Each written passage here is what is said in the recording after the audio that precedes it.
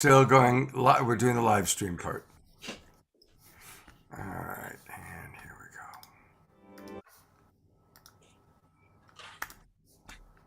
go.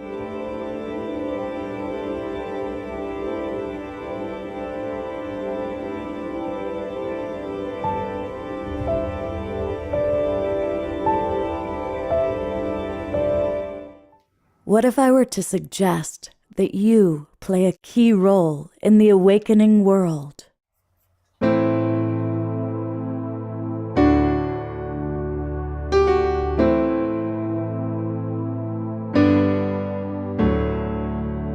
that you are watching this because you have heard the call.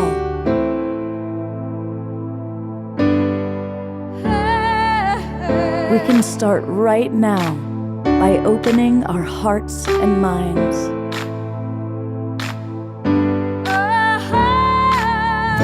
Welcome to the awakening world.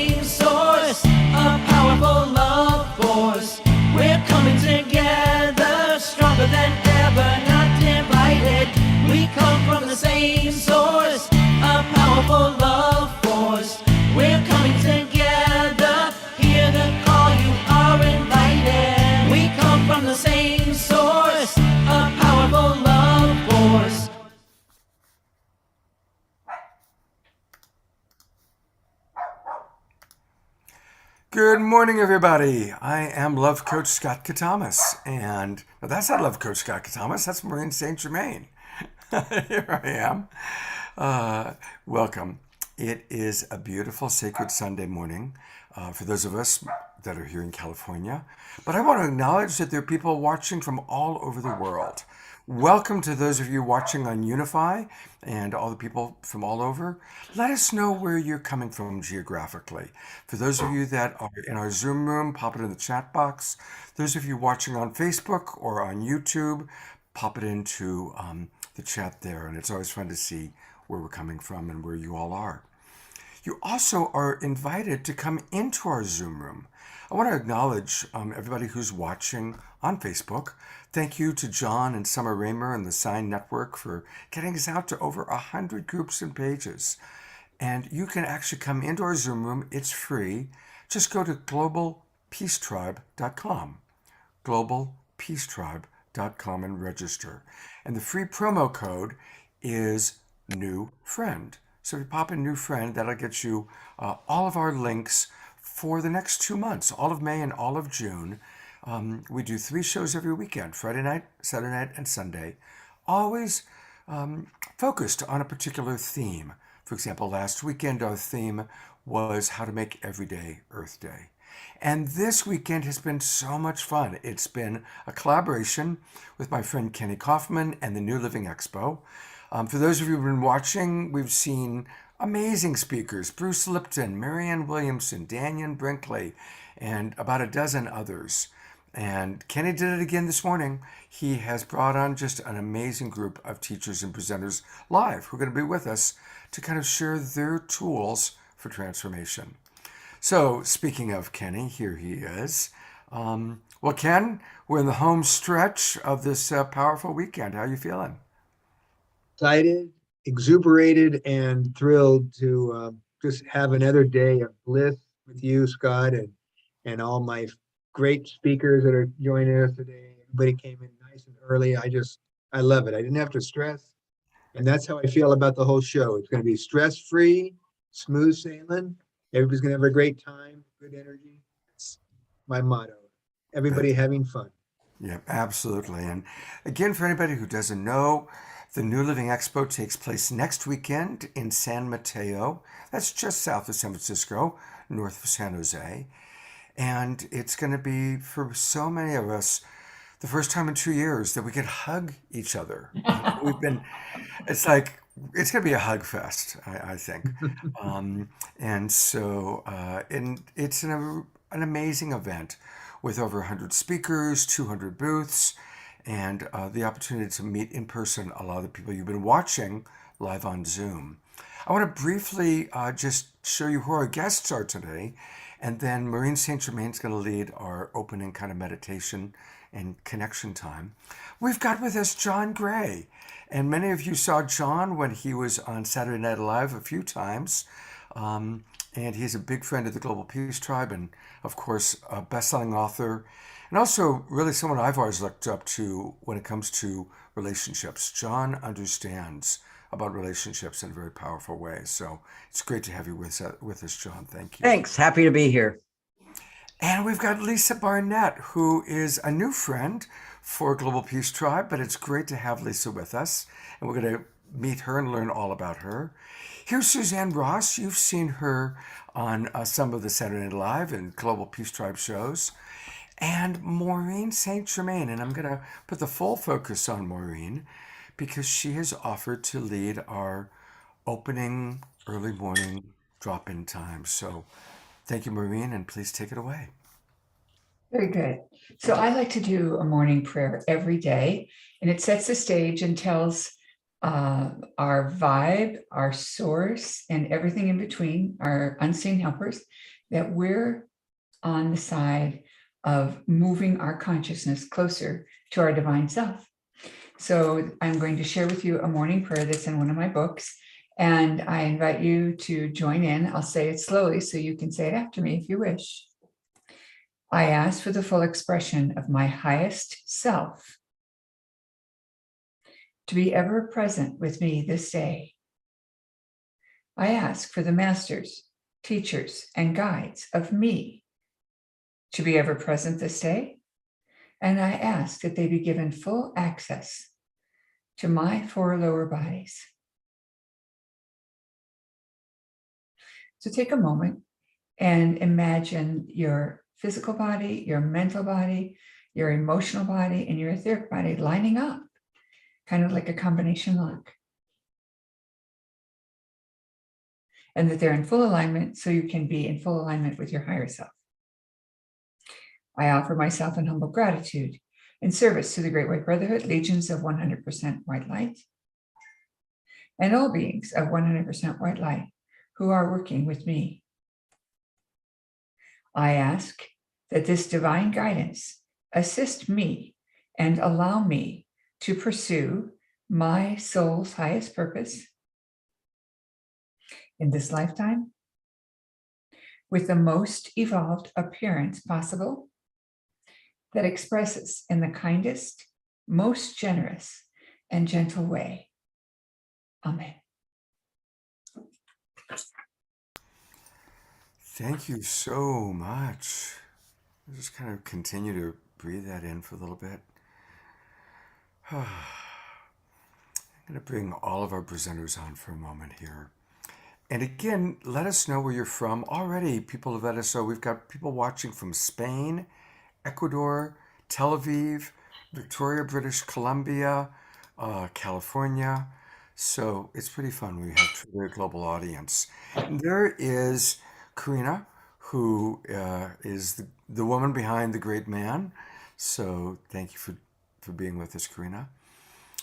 So our first question, for those of us coming together again next weekend, it's been 2 years. And obviously, it's been a very powerful 2 years.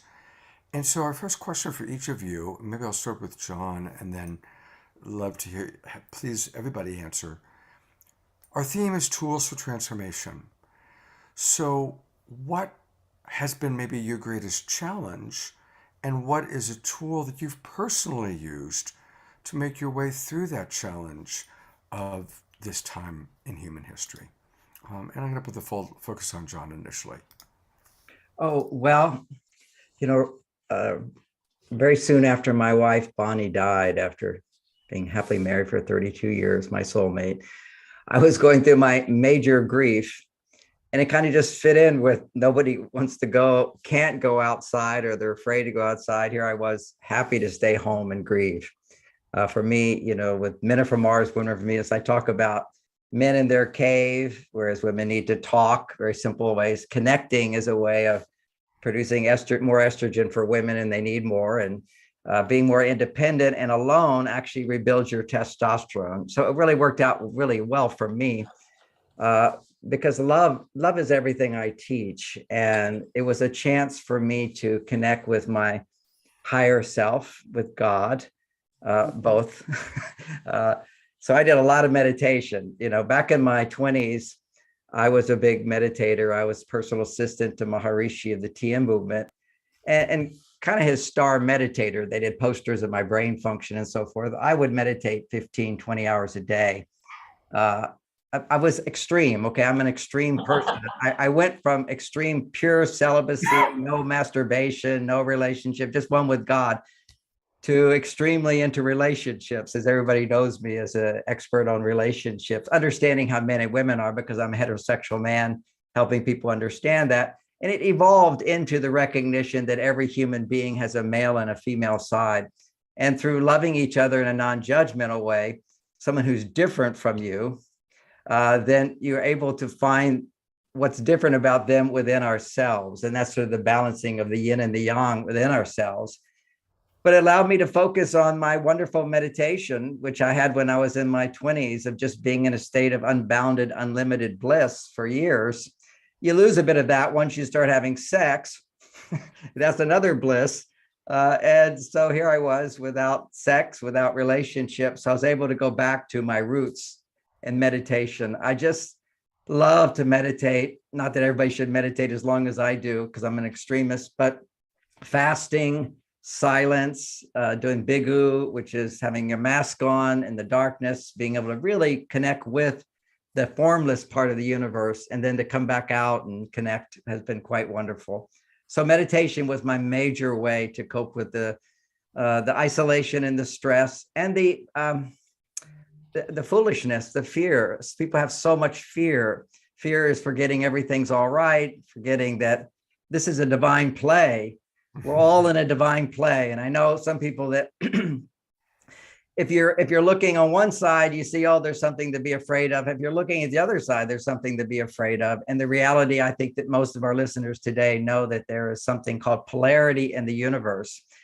And if we are becoming more good than ever before, I certainly feel I have, my happiness, my gratitude, my joy, so magnificent.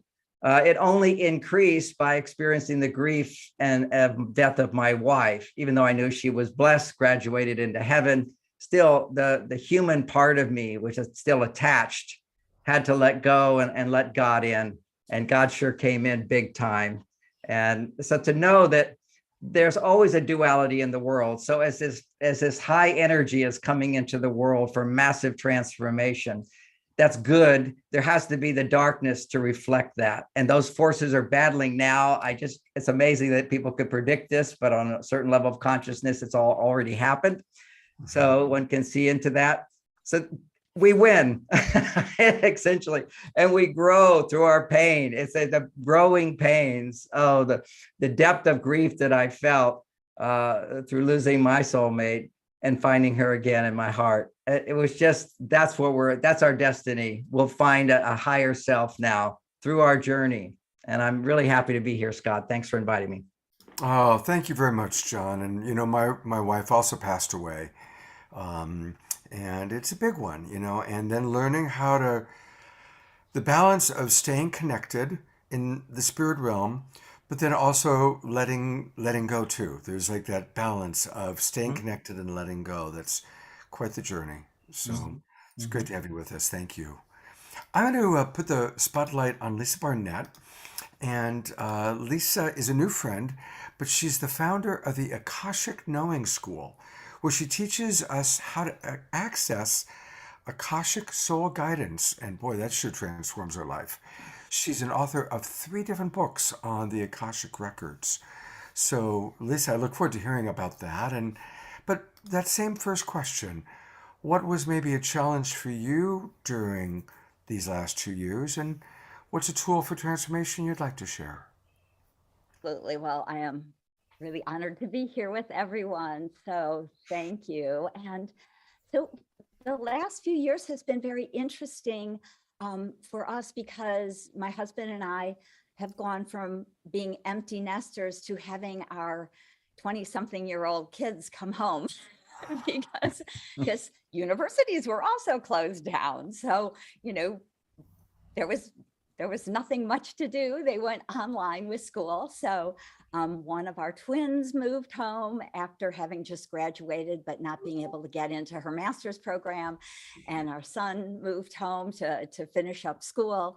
And so it's been lovely. I just, I love my kids and feel so blessed to have 3 beautiful soul family members in my life. And of course, my lovely husband, who we've been married now 31 years, I guess. And so being able to welcome the children back home, to learn to deal with them as adults, right? It's a whole new thing. So that's been very interesting. But of course, to me, being able to access my own Akashic records every day and ask the record keepers for guidance, ask for some help and support in kind of even shifting my own consciousness back into being a little bit more maternal, because I tend to love working 7 days a week. I'm very, very blessed to be on a soul path of sharing the Akashic wisdom with humanity. So that really guides most of my days. But what I found was the record keepers have given me many simple, just beautiful tools to use. And one that has been really helpful during these last few years, I call the infinite connection. And it's a simple guided visualization where we're connecting heart to heart consciously with someone using beautiful golden divine light. And so when you're sending that divine love from your heart to their heart, and it becomes a flow, it's very different than courting someone, especially because we usually do that unconsciously. We can connect heart to heart and share that love. And even though, of course, I don't tell my children I'm sending them divine love, I notice the love coming back. I notice it being shared in a beautiful sort of way. And all the people I don't get to see, I didn't see my 93-year-old father for almost 2 years during COVID. And he's only a 20-minute drive, but we all wanted to stay safe. So just sending that beautiful, divine, golden light heart to heart with him and with all of my friends and family members that I didn't get to see really filled up my heart and kept us beautifully, energetically connected. Oh, fantastic. Thank you. It's interesting that both you and John started off with kind of really connecting to higher source, that which has so many names.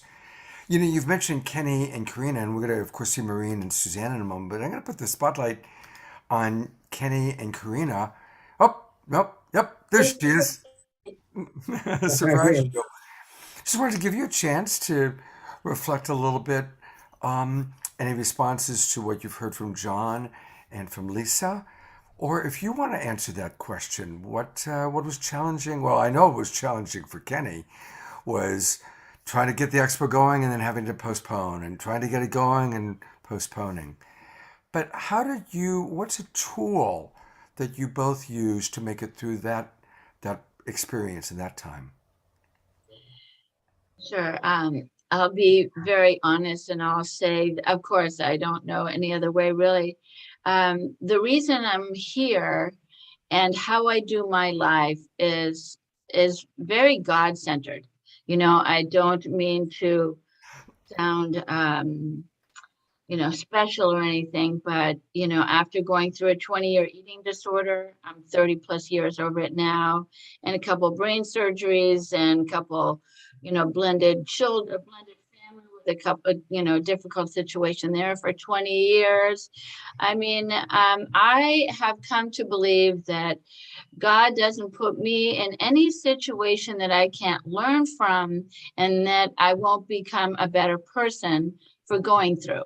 So it really, really helps me deal with absolutely everything, and I know I made myself very, very unpopular with these fancy, highfalutin, very wealthy friends of ours from Washington, D.C., when I said that God had a reason for what was going on. And, so I didn't hear from them again after that. But that's okay, because it's my belief system, and people may not follow my belief system. But so that really helped me go through it. And then our relationship, because there was time, all of a sudden there was an opening to look at what is really going on with us. And we had a lot that we could have improved over the years, but life was just so fast, and the kids and life and the expo and being bi-coastal, my East Coast, 3 months out of the year, we're on the East Coast, so I can do my seaweed art, which you have to come and check out, please. I'll have a booth.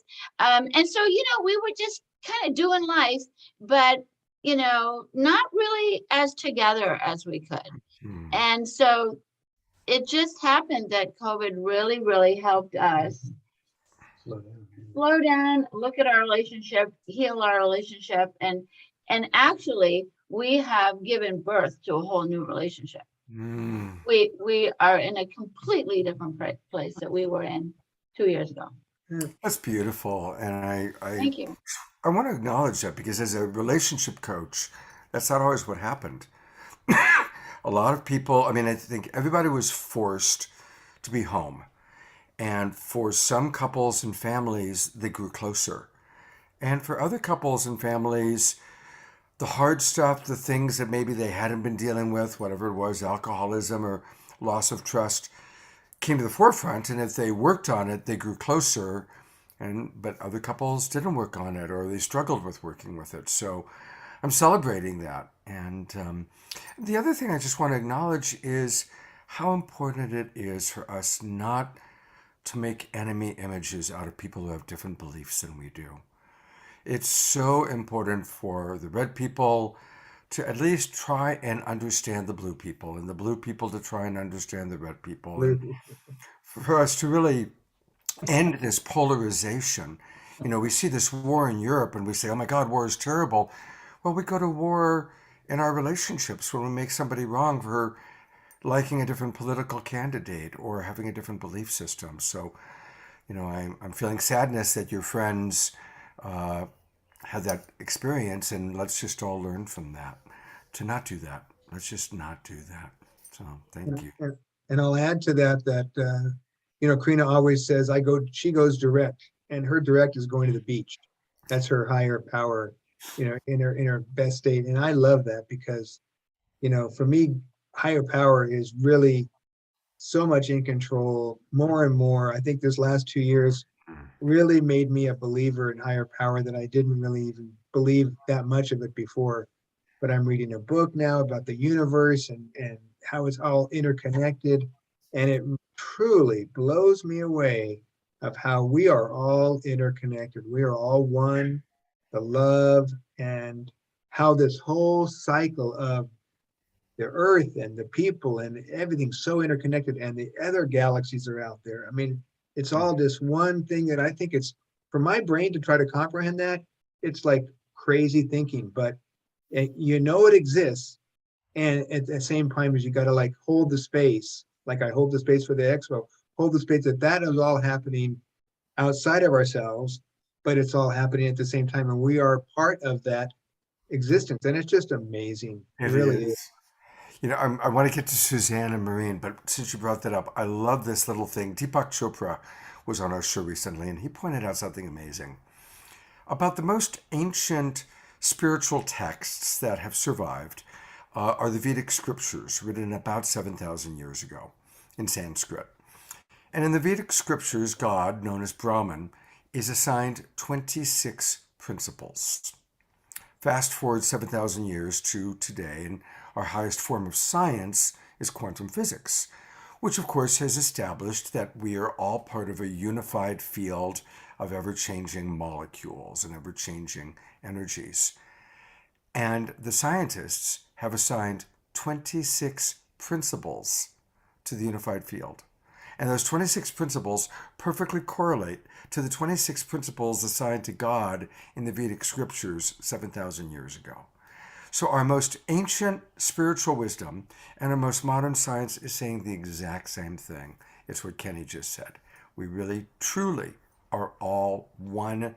That is God. God is this incredible ocean of life that we're all a part of, and it's pretty amazing. And now we're the awakening world. So now we're really waking up. We Thanks are to awakening. you, Scott, bringing this up forward for, over 2 years. And, it was great that we got a chance to kick that off 2 years ago. And look what we're doing now. You never thought it was going to last this long, right? No, Kenny helped get Saturday Night Alive started with Deborah Giusti and I. And we thought, people said, hey, that show's really cool. Can you do it we thought we'll do it during the pandemic. Everybody, remember when you thought the pandemic was going to last a month or two? Anyway, thank you, Ken, for getting it started. And here we go. And it's a wild ride, and we're going to see where it takes us. Speaking of a wild ride, I get to introduce Suzanne Ross next. And Suzanne is a wonderful friend. She is going to be at the expo like everybody you're seeing today. But she does amazing adventures in Sedona. And in fact, we're talking about doing a retreat together in Sedona. I'm excited about that, Suzanne. She's also an author and a tour guide and just clearly a consciousness explorer. So, Suzanne, what tool for transformation do you want to share with us today? Well, thanks so much, Scott, for having me on. And thank you, Ken, for inviting me to be part of the new Living Expo. It was interesting here in Sedona during the pandemic because there was really only maybe 6 weeks where the streets were rather empty as everybody was sort of in shock over this idea of a pandemic. But then because we offer outdoor recreation here, people started flooding in from all over the country to come and have an outdoor experience together in Sedona. And I have the privilege of being able to offer spiritual journeys into these sacred vortex sites. So as part of a company, Sedona Mystical Tours, that offers spiritual journeys in these sacred vortex sites, I was very busy taking all of these people who were really, in a place of needing some guidance in this earth shifting event and trying to understand how this earth shifting event was affecting their lives and why, and, how they could respond in the best way. And many people lost their jobs, or their jobs took on a different form. Some people moved into a laptop lifestyle, which allowed them also to travel. But I was able to really facilitate for people an opportunity to rebirth into a new, higher version of themselves as they reflected upon the way they were living their lives and realizing those things that really didn't serve their highest good or the highest good for others, and then help them to redefine their lives in a new and different way that does serve their highest good, maybe aligning with their highest self and their true calling. And of course, out here in the powerful vortex of Sedona and the high frequency spinning energy, it's really a great place to experience that higher vibration. And so I came up with even new and more progressive tools for transformation. And one of those tools was to really, first of all, do this ancient sun mantra that I had learned, where in the ancient times, the Hindus used this sun mantra, Om Ahum Vajra Guru Pima Siddhi Hum.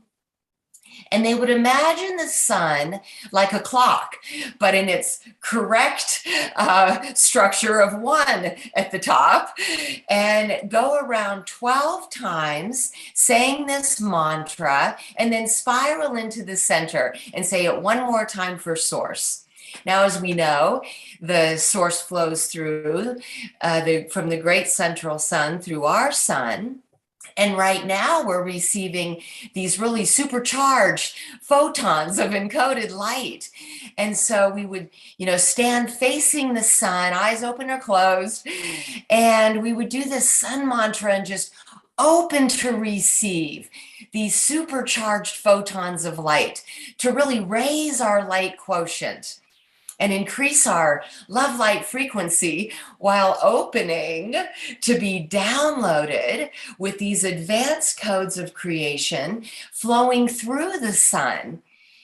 And it really made a powerful difference for people during these experiences. Now, we would take this source light, allow it to flow in through our crown, pour into the earth so that we could send these powerful high frequency source light, almost like liquid love, into the ley lines of the earth so that it could spread throughout the earth. And then everyone on planet Earth could receive this powerful high frequency love light energy. And so not only were we doing these ceremonies, meditations for ourselves, but we were making sure to pour that source love and light throughout the entire globe during the challenging times as well. And so I really feel most connected to source when I'm out in nature, when I'm out in creation, and so have created many ways for people to experience this profound sense of oneness with all that is, because you're out in it, you're out in the creation.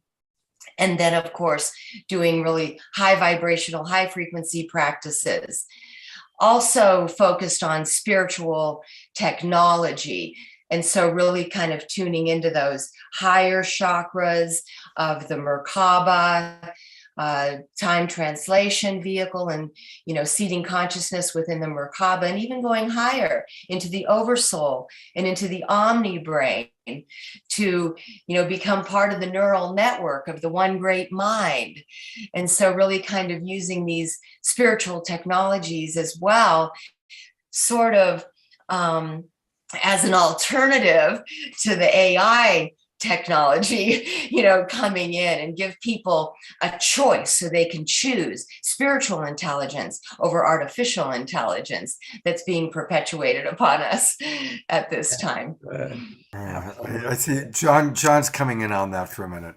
I just love that. When you look at one side of it, you've got the technology, but doesn't believe in God, doesn't have the experience, and they want to unify us under one central AI experience. And then you've got, it mimics on a godless perspective. What we're experiencing is finding our oneness through love, through respecting, through honoring, through sharing, and creating complexity through will. Because our design, the plan is to consciously co-create with the divine source of life.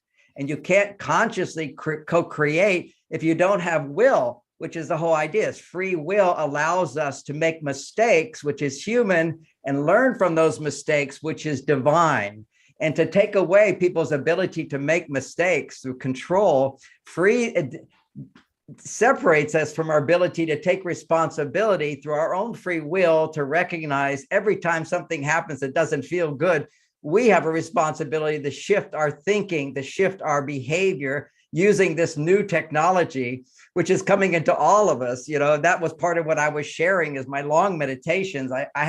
For me, it's a 32 levels that I work on and teaching people how to move through each level, each dimension. And I never had that before. I would just go into oneness with the divine, but now to create a step, and we're all doing it in little different ways. Amazing. The shift, the perspective you just made is go from the technological, non-heart-centered, non-God, divine-centered, and the same objective on a level where humans are controlling you, as opposed to the divine gives you the freedom to align yourself through our suffering, to correct our thinking, to heal our hearts, and align consciously with that force which is creating all and created us. Wow, I just love what you said. Thank you. Boom. Wow, thank you, John. I appreciate that. And it's true. The tech giants are now creating these concepts about immortality through technology. Yes, it's and uploading their brains into avatars, right? Or uploading their brains into robots so they can live forever. And it's like, we already live forever. Exactly. We're already immortal beings. They're leaving out the divine source. So beautiful. So beautiful. Yes. Thank you both. I do want to hear from Maureen. We haven't given her a chance to respond. And so I'm putting the spotlight on Maureen for a moment. And boy, what an amazing start to our show today. Maureen, what would you like to add in terms of a tool for transformation? Well, my life changed dramatically when COVID hit because I was a traveler and I was traveling all over the world to teach Akashic Records classes, Merkaba classes, and how to connect with your higher self, and also teaching No More Karma, which aligns totally with what John and Suzanne were saying. Sometimes I think Suzanne and I are like on, both of us elevating this information in equally important ways, and I salute you for that. So I had really a big chance to stop traveling. I was, a million miler and was traveling, like I said, all over. And then I switched everything to online classes. So the first thing I did was offer probably 40 free sessions with me, 40 Akashic Records readings with me, and spaced out over a month. So 10 every Thursday. And I actually got an email from someone saying, "You sold out in 20 minutes." And it was unbelievable to me that there were that many people who desperately needed time to get into the Akashic Records. So we began teaching, we had been teaching online classes all along, but we compressed it into a very powerful, we call it fast track, Akashic Records fast track. And I have a very unique system. Lisa and I are aligned very closely. At one point we studied together, and she took a certain avenue, which is very powerful and important. And then I took a different route and also created a lineage where we are working directly with your higher self, as well as the Akashic Records guides. And we also call in the Ascended Masters by name. And those tools help people dramatically with what they're trying to figure out for their own life. When we were talking about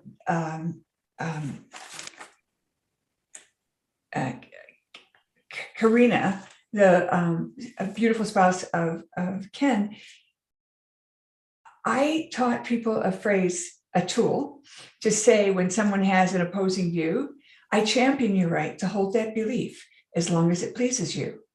And you would be astounded at how people react. The very first time it came out of my mouth, I was with a man who said to me, I can't figure out my connection with you because I feel so strongly about you. And I said, well, maybe we were together in another lifetime. And he said, oh no, I'm a devout Catholic. I don't believe in reincarnation, blah, blah, blah.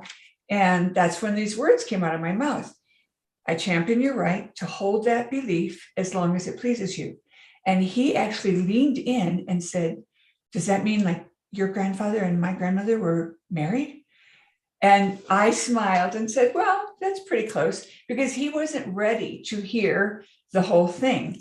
And one of the things that I have discovered over the years is that when someone makes an inquiry about something we know a lot about, the very first time they make that inquiry, they've opened their mind and they really are curious.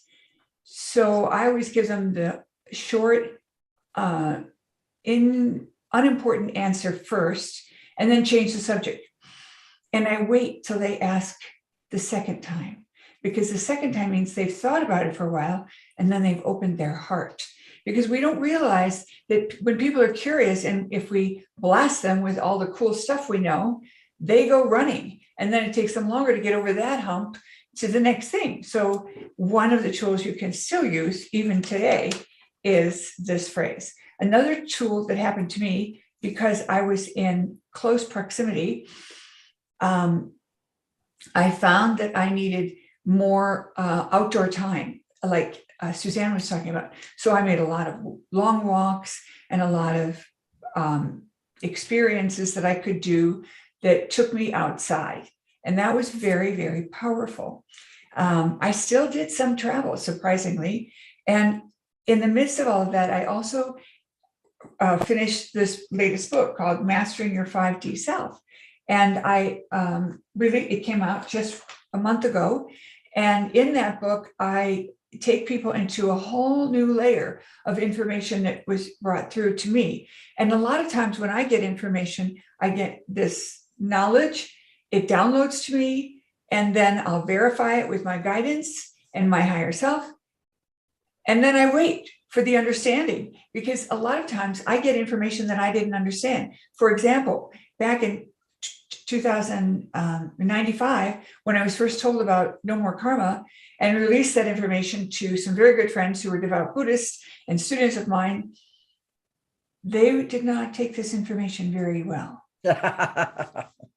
And they said, how can that be? And I said, I don't know. I haven't figured it out yet. I just know that it's so. And I now know and understand it in a new way. And I'll give you the phrase that was given through me when I was still traveling in Hong Kong.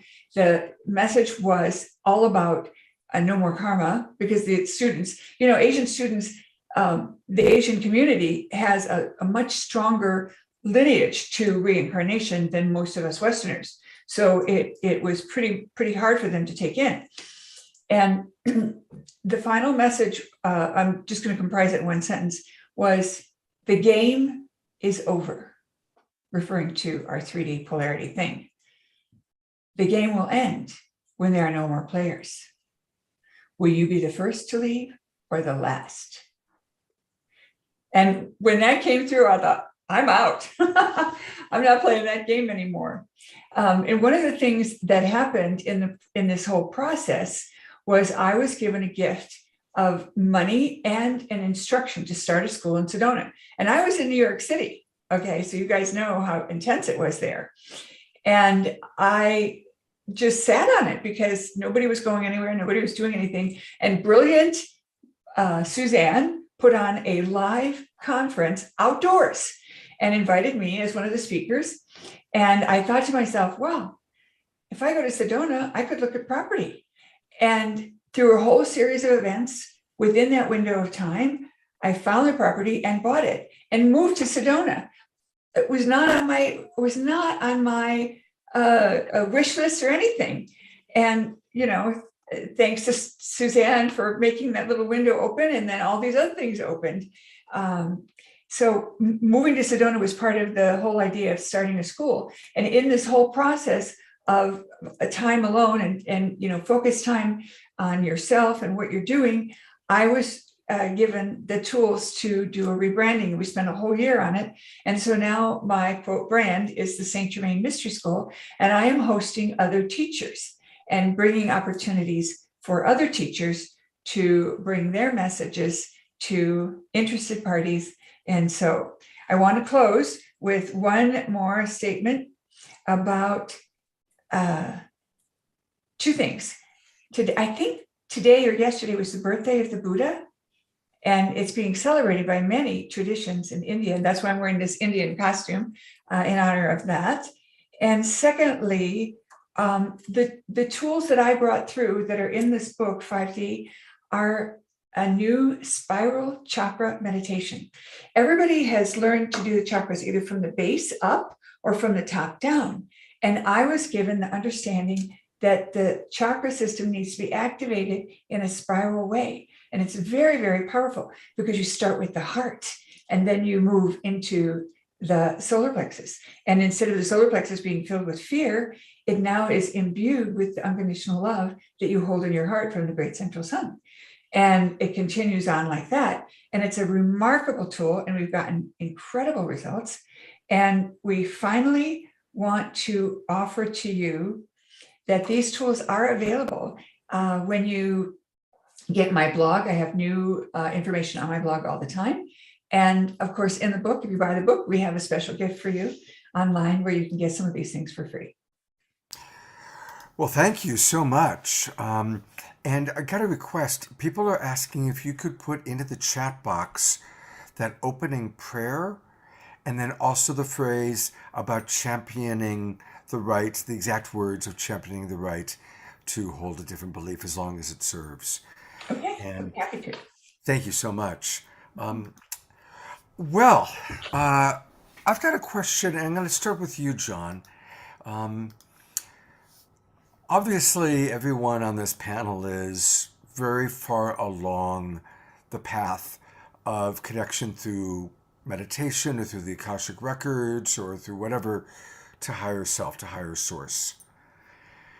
What would you say is the proper balance, if at all, if it's even needed, of developing our spiritual self, developing our higher self, but also playing whatever role in dealing with the challenges of our planet? Because obviously there's big challenges. And so how do we develop that without it becoming a spiritual bypass to avoid responsibility for playing our world and helping to create a sustainable world? Does that? Yeah, I see what you're saying. I think a lot of people use the world's problems as a distraction from their own. Simple as that. Yeah. And I wrote a book once, one of my books is called How to Get What You Want What You Have.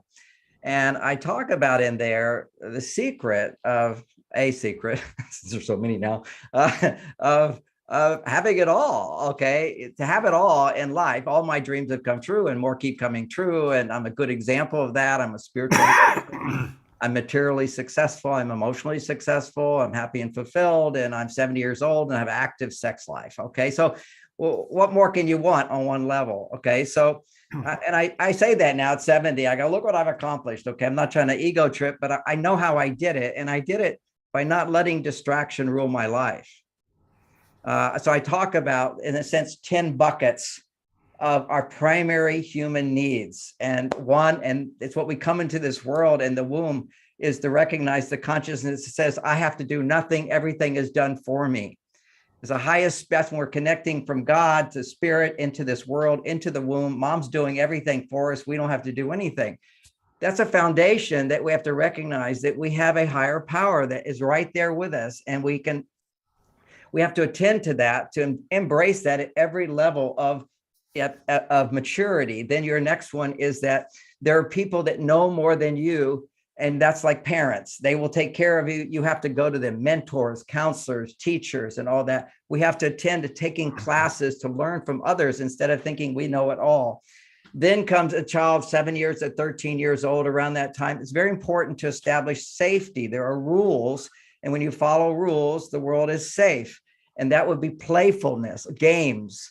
So in my life, there always has to be room for games and playfulness. Having teachers in my life, having God in my life, that's 3 buckets. I'll quickly go through the other, which is then you become like a teenager. You need to belong to your group. Your sense of sexual identity is very important. And I'll just toss this in. I respect the beliefs of others if it pleases them, but you can't even know your sexual identity biologically until puberty, which natural unfoldment is a boy increases 10 times more testosterone at puberty and begins to develop his identity as a sexual being, as a masculine being. And a girl, she has a huge surge of estrogen, starts having her period, and now she has the hormones that we identify with femininity.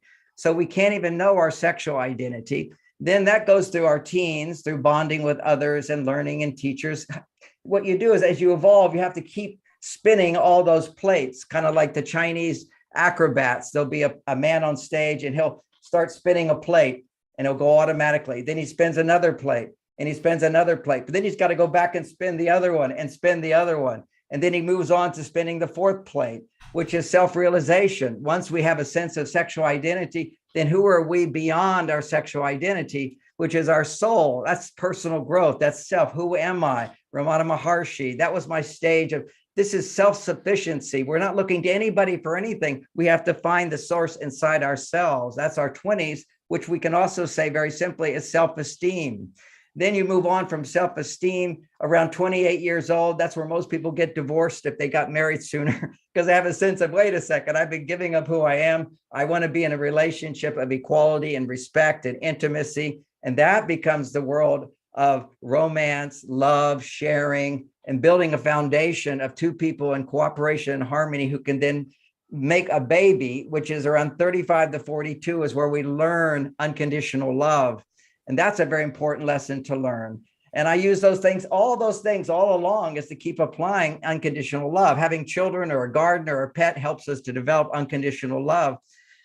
Then you move into your 40s, which used to be called the midlife crisis, where people would go back and try to fill up the buckets that they didn't fill up on the way up. So the thing is to keep the balance of as we evolve and mature. And some people just never mature beyond their own selfishness and whatever. And so we have to have an awareness, but we don't even get to the world until we're really highly mature beings. First, at the midlife crisis, what we have to do then is be a win-win situation in service of our community through work, which also serves us. So it's you get to the win-win. It has to be, everything has to be win-win.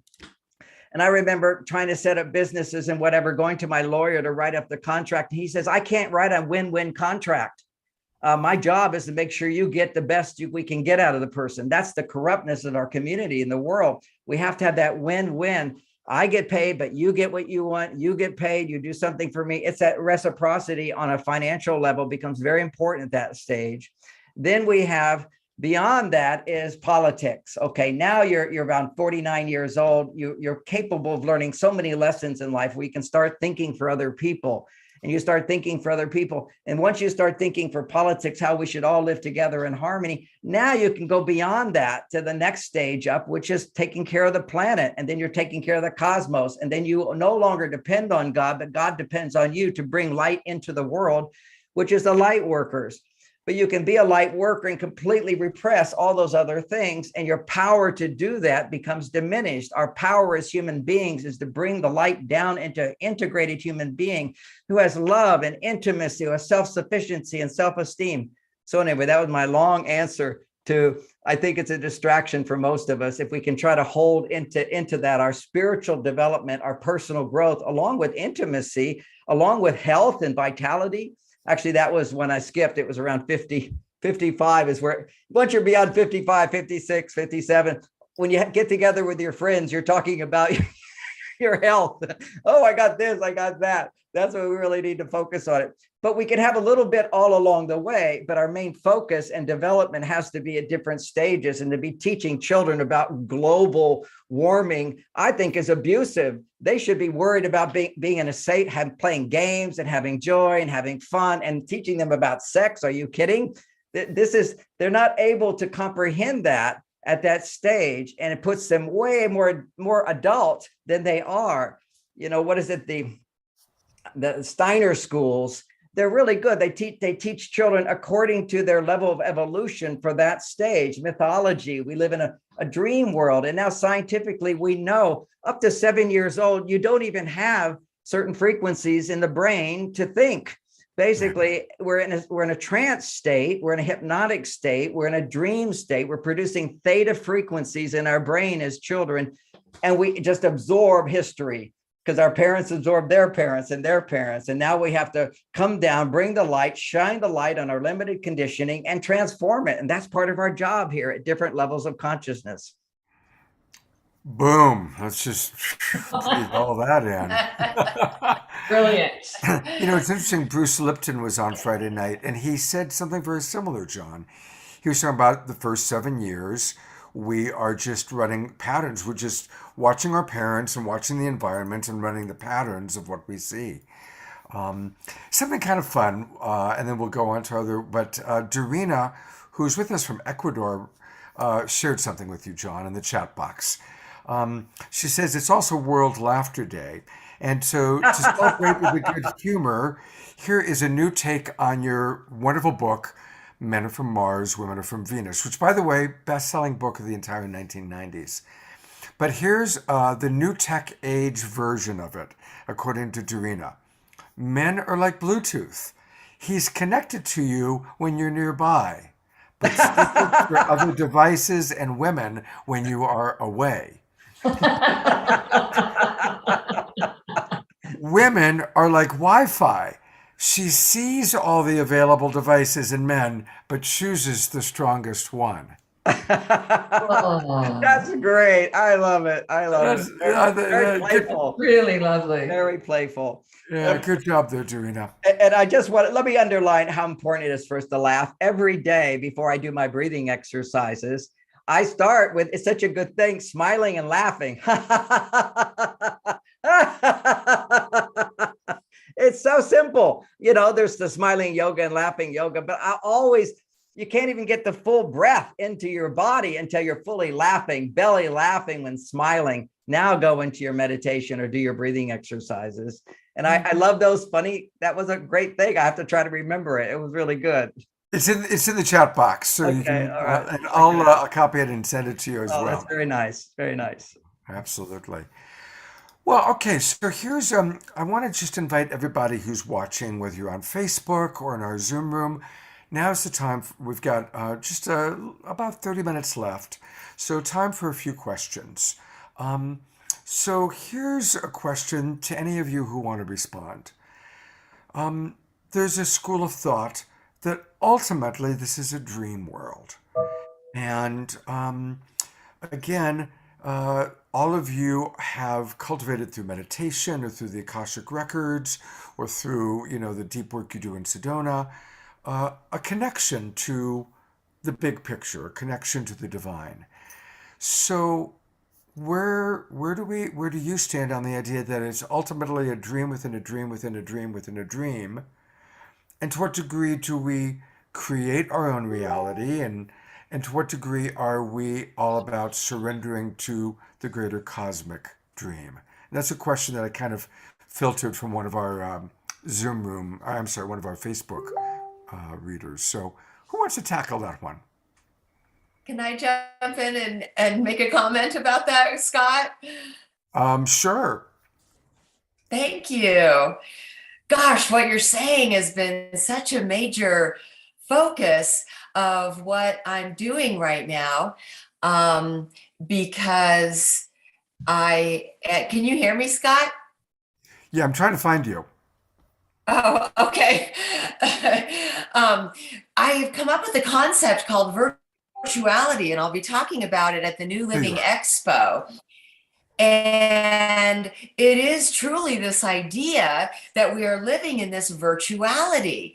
And I'm writing an ebook right now called Virtuality, Mastering the Game of Life. And I actually am starting a master class on June 1st, Virtuality, Leveling Up in the Game of Life.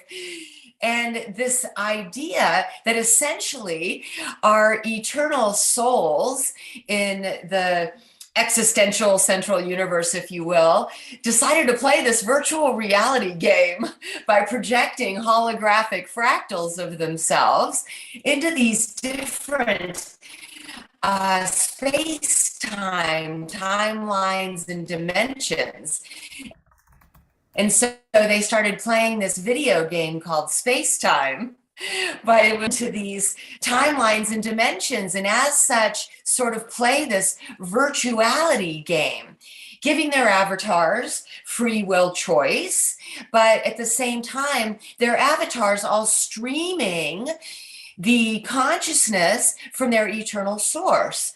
Because as we know how holograms work, that each holographic fractal still contains the whole. So each and every one of us are streaming our eternal soul and seeing through the eyes of our eternal soul as well, to interact with this virtuality that we've been projected into as this particular holographic fractal in this timeline. And so what does that mean for us in the here and now? We're being asked by our eternal soul to level up, Because like any other virtual reality game, the whole idea is to get to the next level of the game. And so I believe we come to certain points in the game. I think it's a 26,000 year game. And it's interesting what you were saying about 26 earlier, Scott, you know, this 13,000 year ascending arc into a golden age, and then a 13,000 year descending arc into the dark ages, this 26,000 year cycle, what they talk about ends in a harvest for those souls who are ripened. But I believe it's the end of the game, and we talk about end times right now. And so the game over, but the game begins again. It's the choices we make right now that determine whether we're going to level up into the next level of the game and wake up in 5D, like Maureen St. Germain says so masterfully in her books. And so she's showing us how to level up into the next version of the game. It's like reality 5.0, all right?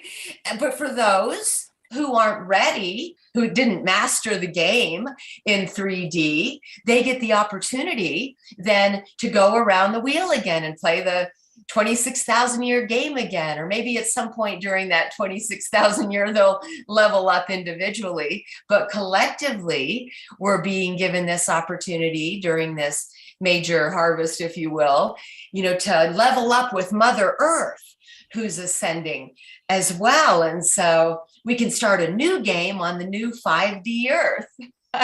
These are many concepts that I focus on in what I do and create. But this idea that sort of goes along with what you were asking, Scott. And also, I think it gives people like myself, who does multidimensional soul reunions, and Maureen St. Germain and Lisa Barnett, reading the Akashic records. What we're doing is we're seeing through the eyes of the eternal soul, who is projecting all of its avatars into all these different timelines and dimensions. And as such, we can peer in to any one of them when we see through the virtual reality glasses of the eternal soul. Beautiful. Thank you, Suzanne. And I've brought your fellow soul sisters, Lisa and Maureen, on because I think they each have something to say as well. So I'll jump in here and say, you know, I have been teaching about the 3 Earths since 2009. And when that information first came through, once again, I wasn't exactly sure what was going on, but over the years, I've been able to make sense out of it. Now think about it, that's almost 30 years ago. And 11 years ago, sorry. The idea of 3 Earths is quite simple. There is an ascending Earth, and that's what most of us are on that channel. And then there is the do-over Earth, and that's all the people who refuse to change, but are good people. So they get to keep doing it over until they get it. And then there's the crash and burn Earth. And those are people who we may be part of and observing or even interacting, but that group is going to slowly fade away. And one of the things that people don't realize is that every decision we make in 2 ways. So, or actually 5 ways, but the primary decision and then the not decision both get acted out. So you know, we talk about the road less traveled, but if we make a decision, let's say, to go to an event, but we're conflicted about that because we're going to miss something important that we thought was important, we actually make 2 versions of ourselves. One version does the event, that's the one we recognize, and then another version will show up and create that alternate scenario. And I began to observe this in the alternate reality in meditations, where I could see myself in the other decisions that I didn't choose and how they played out. And it involves other people. So for example, when a husband and wife split and one decides that they want the divorce, but they still have a lot of guilt about how that's going to affect themselves and their family and each other, they continue to fund the alternate version of the reality. And so as long as we're attached to these judgments, we're going to participate in some of that crash and burn scenario. And then we'll fade away and our participation fades away. And the same is true with the do-over Earth. We get to interact at the ascending Earth level to be available to help those who are transforming themselves into their most evolved self and allowing themselves to expand their consciousness, because so many people have a narrow version of what the reality is and want to expand, but they're not willing to change their basic parameters. And this is where we get into what I call cognitive dissonance. We've all had cognitive dissonance when we learned about sex education. How can this be? And oh my God, it takes two people to make a baby and all of the stuff that goes with that. Well, what I propose is that you learn to accept cognitive dissonance at all times. So when something comes in that you don't like, or you don't believe, or you don't approve of, you put it on the back burner. And you just say, you know, that's very interesting. I don't get that. It's not really in my ability to understand right now, but I'll put it on the back burner and maybe it'll come back, circle back. And what happens if it is a belief or a system or a thing that you're supposed to pay attention to, you'll get confirmation. You'll get experiences that reinforce it, or you get another person that brings it up. And so it finds its high water mark. And I think that's very special. Beautifully stated. And I appreciate your ability to take a pretty complex way of seeing the world and life and making it easier to comprehend. So thank you for that. And thank you for your decades of service to raising consciousness. Thank you so much, Maureen. I look forward to seeing you next time I come to Sedona. Lisa Barnett, we haven't heard from you for a little bit. Is there anything you'd like to add? Absolutely. So one of the things that I've been seeing and working with as much as possible is a lot of group healing. So I try and jump on Facebook Live every week or so to do group healing, because what the Akashic record keepers have been saying to me is that we as ancient, wise, divine souls created this 3D world to have this experience. So we literally consciously dropped down from the 12th to the 8th to the 5th to the 3rd to have this very, very unique and, for many of us, challenging experience. And at this time in history, what we're doing is, because there's so many light workers on the planet, and I believe all of the bigger ancient souls who helped to create this matrix that we're living in are here helping us release it, unwind it, rewrite it.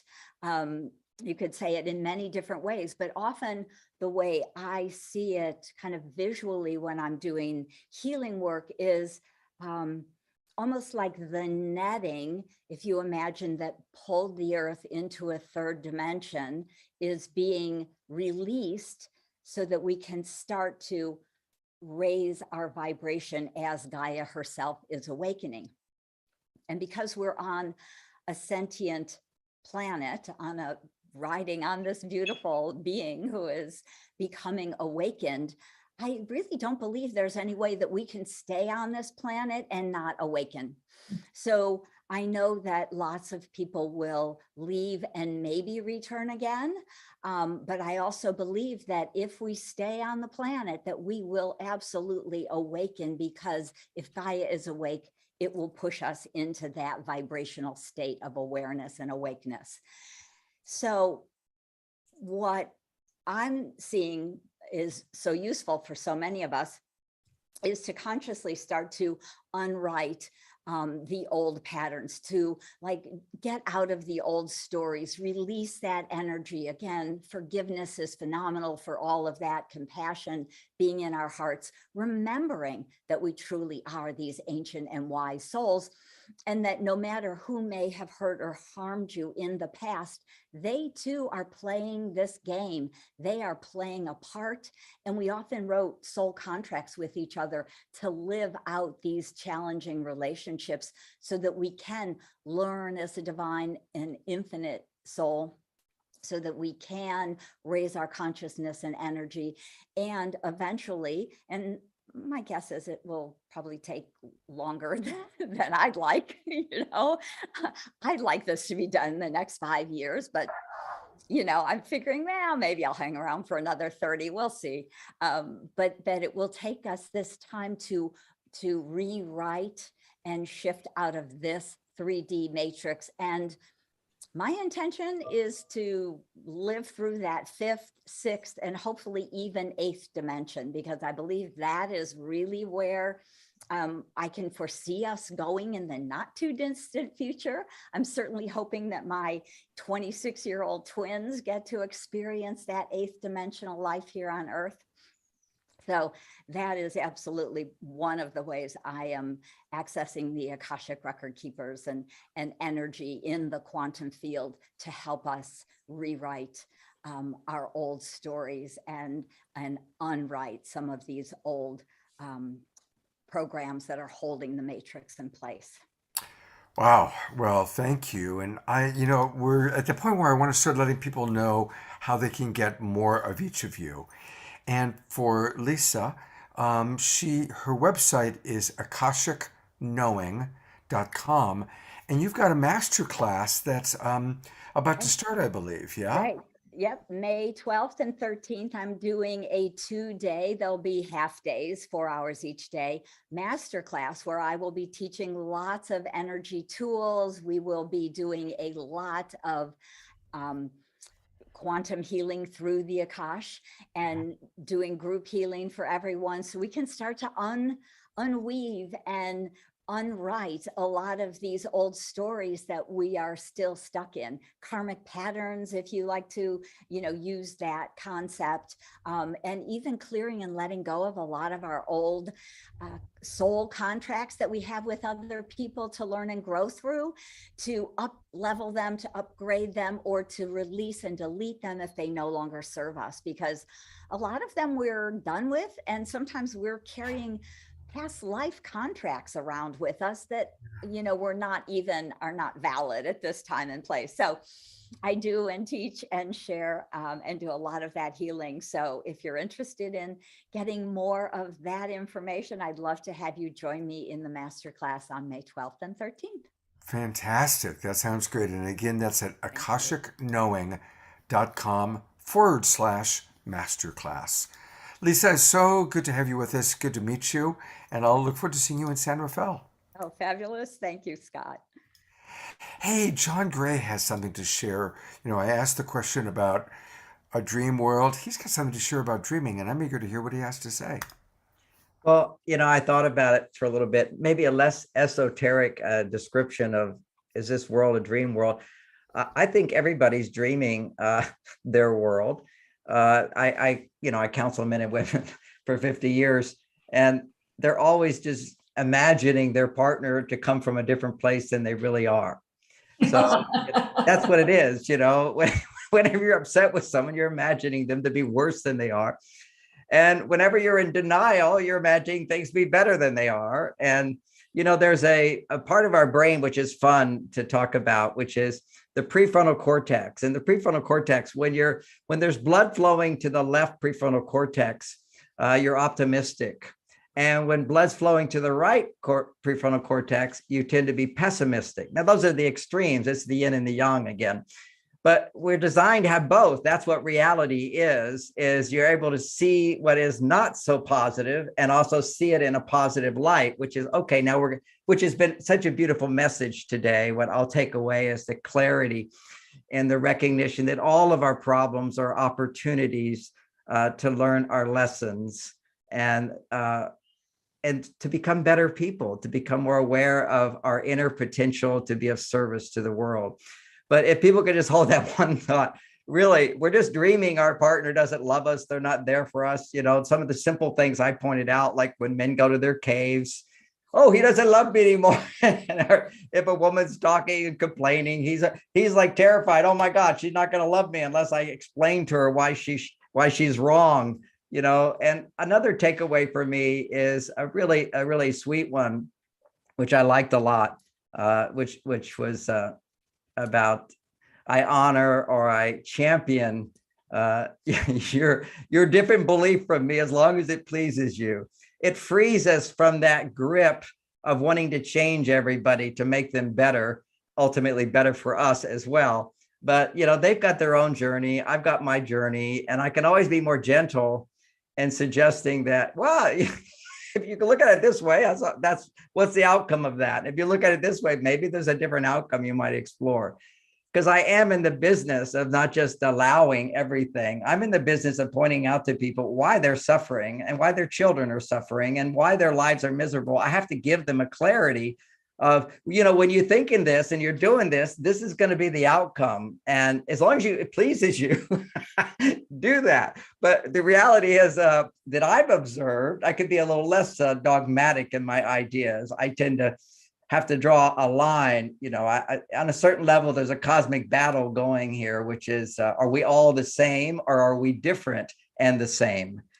We don't have to all be the same. The idea of a university was unity in diversity, is the recognition that we are all different and yet there's a oneness in all of us. And how does that show up? And we want to honor that. And so, my whole thing is to show the obvious diversity of this biological reality of men and women, and yet within that to see that there's a whole range of men and there's a whole range of women. And I guess my most recent book, Beyond, is called Beyond Mars and Venus, really helps us understand the biological reality, which is not so much a dream state. It's affected by our dream state, but it's the biological reality. When I feel I'm successful, my testosterone goes up, and men need 10 times to 20 times more. To maintain intimacy and sexual desire for my partner, I need to, in her presence, have my testosterone soar to 20 times higher than a woman's. Wow. And for a woman to feel romantically inclined towards a man, her estrogen levels in his presence need to soar 20 times higher than a man's. I mean, these are sort of biological realities. Whether you want to dream that they don't exist, they are really, this is real world. I can dream that this table's a dream, but if this chair's a dream, but I sit in it, it's reality. And we have to integrate, our higher esoteric knowledge and also live amongst the third dimensional world here, which are realities. And yet impressed upon the reality of the third dimensional world, we are dreaming. We're always dreaming. I'm not good enough. People don't love me. What do they think? I can't be as successful. I have no purpose or meaning in life. These are all our imaginations, but coming into reality is when we're suffering. And I'm grateful for the pain in my life, because then I can be aware of where my thinking is off, where I'm imagining things to be worse than they are, or my lack of aliveness is what happens when people imagine things to be better than they are. Aliveness. We want to bring those two things together and look at reality of this third dimensional world from a higher consciousness that says, yeah, if you're thinking like that or you're doing like that, you're going to suffer. So do you want to keep choosing suffering, or do you want to choose a different way of thinking? And so that's our power of self-awareness of our pain, and then being able to let it go back. And in honor of Buddha, his birthday today was the Four Noble Truths, which is everybody's suffering. Okay, life is suffering until you realize that the second level, which is the what causes the suffering, is you. Nobody's causing your suffering. It's you. It's the way you're thinking. It's what you're doing. And so when you become aware, it's about me rather than everybody else is making me suffer. It's me that's causing my suffering, how I'm reacting to this, and how I can change the way I interpret this dream in such a way that I can let go of the suffering. And then I get to a place where I can now, cause and then release by being aware of pain rather than suffering. Suffering is the resistance to feeling the pain. When you feel your pain, which is emotional pain, you have to question, why am I doing this to myself? And that's where you see the cause of your suffering, then you get the release from it. And then you find out what's behind the pain is the part of you that's being frustrated, which is a desire to love and forgive and be compassionate and be of service and be selfless. And that's the sustained state where you're able to find that current of flow that allows us to bring forth our divine purpose in this world, constantly growing by noticing, once again, I'm a little off track here, kind of like riding a bicycle. You go left and you self-correct. You go a little to the right and find your balance, left to balance. And every time you get better and better at this. That's our journey on this planet. John, that's so beautiful. And I've been learning from you for decades. I've coached about 1,000 couples now. And I want to share with you a way that I described something you referenced a few minutes ago. I playfully say Scott's first commandment is, thou shalt not react to the interpretation of what another person is saying or doing. Because as you know, that's where most of the fights begin. Yeah. One person reacts, oh, I sent you 3 emojis and you only sent me 1 emoji. You don't love me as much as I love you. We react to an interpretation, and that's how it all gets started. Let me, since you said that, one more thing on arguments, because that really destroys relationships, is where we start getting nasty with each other, raising our voice, behaving like monkeys. Monkeys can't communicate, so they have to raise their voice louder. So we have to be there for each other, but we do have this button that gets pushed. We should be responsible with it. I just want to say something I've been doing lately. I've been saying to some of my clients, I say, now I want you to join the John Gray cult just for 3 months. I don't own your life or whatever, but just play along with these ideas and help reprogram your brain. And so they all agree. They say, okay, 3 months, we're going to join the John Gray cult. And in the John Gray cult, whenever there's any stressful feeling between you and your partner, where there's an argument or fight or starting to brew, we're going to say, one person has the right to say, let's not talk about this now. And now let's take a few minutes to express what we're grateful for, what we appreciate, what makes us happy, and our own, what we're proud of about ourselves. So just shift the gear, because as soon as you get negative, you got to come back to the positive. You got to use the other part of your brain here. And so certainly I don't want people to not talk about issues and whatever. But if you argue and fight, you don't know how to argue. You don't know how to be different and be harmonious. So you have to focus on, as soon as you start, often one example of this is a man doesn't like what she says and he becomes quiet, because he's like, okay, what's going on here? And she's going to say, what are you thinking? What are you feeling? And as soon as he says it, now what? Why are you thinking that? And what happened? And what that could be?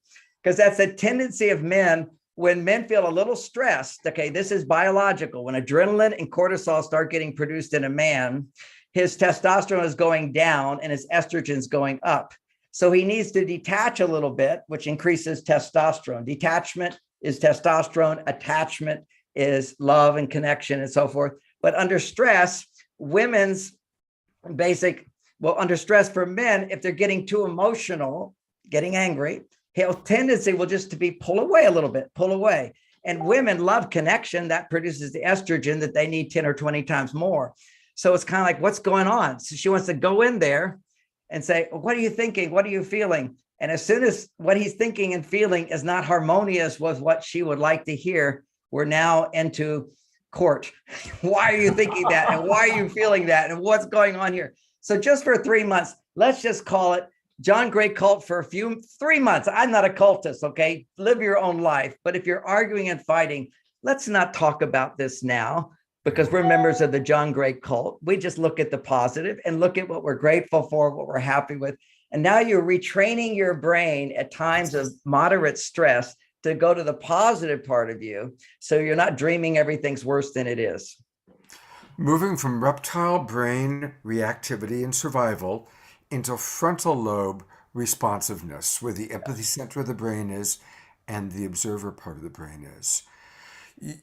This is for everybody, but John, you probably would enjoy this story if you don't know it. I love it. Dalai Lama recently allowed brain researchers to hook up electrodes to his brain, and they tracked the synapses. And at all times, regardless of the stimulus, his synapses were firing up here, never back here. Even at the end of the research, John, when they showed him photographs of Chinese soldiers burning down a Tibetan temple and asked him, what are you thinking? What are you feeling? Synapses still fire up here. Finally, they asked him, how do you feel when you think about Chinese soldiers raping or even murdering Tibetan people? He got very quiet. Synapses continue to fire up here. And he said, it reminds me that I must pray equally for the Chinese as I do for the Tibetans. And that's the Dalai Lama version of the John Gray cult. It's making that commitment to shift from our reptile brain reactivity, which is the old paradigm, it's the old survival-based reality that our ancestors have been living in, into where we really are going, which is living in in thriving, living in compassionate understanding for us all. So thank you. And I want to let people know how they can get more John Gray. And it's, of course, his website is marsvenus.com, where he is offering how we can understand the opposite sex for free. So yes, we definitely want to get those tricks. Again, That's my daughter, by the way. you brought that up before when you were on Saturday Night Live, and I love that your daughter is teaching with you. That's very, very cool, and she's beautiful. And she's an amazing teacher. If you go to the courses right up there at the top, she is our most popular courses. My stuff's, a lot of it's free, but how to get your me time for women is how to learn to be happy while you're in a relationship without depending on the man for your happiness. Then you become much easier to be happy. His job is then to make you happier.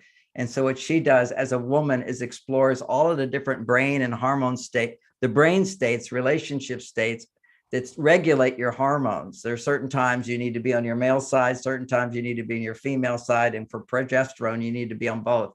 So she's got a expertise on all that. So it's wonderful for women to take that class. It's our most popular class. Yeah, the majority of the people who watch this show are women. So I'd love to have your daughter on the show sometime. So maybe we can arrange that to happen. That'd be wonderful. Maybe she just did her first class with me live. And that was called How to Be Most Attractive to the Opposite Sex. And it was quite wonderful. We have so many classes. All our blogs are quite wonderful. So much information there. I welcome people to join us. It's wonderful. But I'll tell you today, I've been inspired by, I forget who it was that said, I think it was Maureen, or somebody was saying that they decided to do one day and do a whole bunch of counseling sessions for free or readings for free. I'm thinking about dedicating one day to doing 15-minute sessions with me. Marriage is a difficult thing, challenging when people have these problems. So to do a 15-minute session is meaningless unless you have really good ideas to set people in the right direction. So that's all I could be able to do is help people in the right direction. You can't solve all their issues in relationship. Because most people solve their relationship issues, but just not being in a relationship. That's the only place you can actually grow big time is when you're with somebody who pushes your buttons and allows you to see the ugliness inside of you. So you've got to have somebody push your buttons and then realize that that's my button and I reacted that way and they didn't make me feel that way. That's our real growth. If you just keep. And I have to say about Dalai Lama and being in the prefrontal cortex, they did research on my brain when I was a celibate monk for 9 years. And what they found, this is 1970s, and what they found is coherence between the left and right hemispheres of the brain. That's what they were measuring for. But I'm sure they would have seen, because I wasn't having sex in any way, I was always elevating my consciousness, that the reptilian brain would not have been active either. And I was never, ever in a negative state when I was able to ignore all problems and be a monk. So that's a state of connecting with the higher self, but denying the lower self. And so while Dalai Lama is a great example to help elevate our consciousness, he's not having sex. He's not having babies. He's not having to earn a living. That's our lower self. That's survival stuff. And what we have to do now in this age is not just rise to our higher self, but once you have the higher self, integrate that into that reptilian brain, which is why I was saying before, to be human is to make mistakes. To be divine is to recognize the mistakes I make and grow from them and rise above them. So there's a different journey for all of us than Tibetan monks, but they do inspire us to go to the prefrontal cortex of the brain, kind of like a sexy woman will turn a guy on, or a handsome guy with strength and power, as somebody was saying, will turn a woman on. These are natural activators in the back part of the brain. But to have all of the brain integrated with the higher self is our new journey in the world today. Wow. Well, thank you, John. You're absolutely right on. And I so appreciate everybody who's here. I'm going to bring all of our presenters on for kind of a final opportunity. I want to briefly go through all the websites that we haven't connected to yet. And certainly the big one is the new Living Expo. this whole weekend. And all of the presenters you're seeing right now are part of the expo, and almost all of the people on this banner have been on the show this weekend. So thank you, Ken, for inviting all these incredible souls to the expo. And again, everybody, if at all possible, next weekend is the place to be, is San Mateo Event Center, as we come together and hear from all these amazing people live in person, and lots of hugs. And make sure you go to the seaweed booth. That's Seaweed art. Art. seaweed art. The seaweed art booth is going to Thank you. Thank you. That is going to be the happening meeting place. After listening to John or Lisa or any of these people speak, we're all going to meet at the seaweed. And you each get 2 free cards of my 19 card line. Whoever comes gets 2 free cards. Yeah. Fantastic. And thank you, Debbie, for putting in the 22% discount in there several times. That's our little offering for the weekend. And we have many people take. Yeah, it's great. Many people taking advantage of that. I just want to take 1 minute to honor Ken for doing this, because I don't think anybody realizes what an incredibly difficult job this is. And I hear Ken talk to everybody with the most, just giving 100% of himself when people call and ask for the date of the show. When an exhibitor calls who didn't read the exhibitor packet, how many chairs in my booth? I mean, me, I can't answer the phone. I just can't do it. But he is so patient, and he's so well organized this year, better than ever before. Well, that's all Twinkle Ken. Absolutely. It's remarkable what he does. We love you. Big twinkling for Ken. We can't wait for the big squeeze. Yeah, great. I'll squeeze him for you. Oh, thank you, darling. Hey, I do want to let people know a couple of other websites we didn't get a chance to go to. Suzanne Ross, her website is SuzanneRossTranscendence.com. And absolutely, she is from now on, Suzanne, you are the queen of transcendence. That's how I'm going to imagine you and promote you. You are the queen of transcendence. So, thank you so much for being with us. And then Maureen St. Germain, her website is the St. Germain Mystery School.com. And let me take you all there real quick. Again, it's the St. Germain Mystery School.com. And always, go in and register so that you can find out all about what she's up to. And I know I'm looking forward to meeting you in Sedona, and we're all going to create something pretty special in Sedona. So that's going to be fun. And Celestine Starr jumped in. Of course, we saw her last night.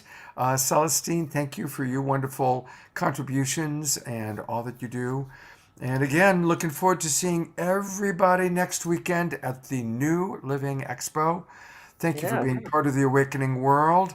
And remember that next weekend of the Awakening World, I'm collaborating with the Evolutionary Leaders Network, and we're celebrating the book, Our Moment of Choice. And we'll have Michael Beckwith and Greg Braden and Deepak Chopra joining us next weekend. So the hits just keep on coming. Thank you, everybody. Have a beautiful, sacred Sunday and a wonderful God bless. Thanks, care, everybody. everybody. See you soon. Bye.